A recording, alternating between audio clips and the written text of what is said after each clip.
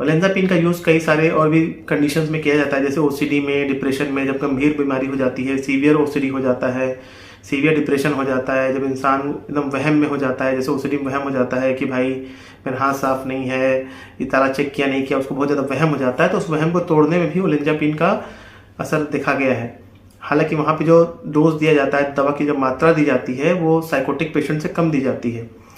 वो कई बार जो ओलेंजापिन होती है वो डिप्रेशन की दवाइयों को सपोर्ट करती हैं। ऐसा रिसर्च में देखा गया है कि ओलेंजापिन की कम मात्रा में दवा दी जाती है, उसमें आप कई बार देखोगे फ्लॉक्सिटिन के साथ दी जाती है, सर्टेलिन के साथ भी दे सकते हैं, तो एंटी डिप्रेशन को ये सपोर्ट भी करती है ओलेंजापिन। इसका मतलब ये नहीं है कि अगर हम किसी ओसीडी पेशेंट को दे रहे हैं, डिप्रेशन के पेशेंट को दे रहे हैं तो वो साइकोटिक हो गया है। वहम को तोड़ने में या एंटी डिप्रेशन को सपोर्ट भी करती है। जिन पेशेंट को शुगर की बीमारी है, उनको हाई शुगर है, तो ओलेंजापिन की जगह हम एरिप्रिप्राजोल देते हैं। एरिप्रिप्राजोल भी एक अच्छी दवा है, जहाँ पे पेशेंट को शक हो रहा है वहाँ दे सकते हैं। दूसरी दवाइयाँ रेस्पेडोन भी दे सकते हैं, वो भी अच्छा काम करती है। रेस्पेडोन टीएचपी के साथ में आती है, ट्राइहेक्सिफेनाडिल के साथ में आती है।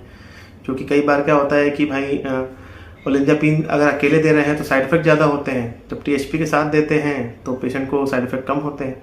तो बहुत सारी दवाइयाँ हैं जिसका कि असर देखा गया है, लेकिन ओलेंजापिन सस्ती और अच्छी दवा है जिसका कि अच्छा उपयोग किया जाता है।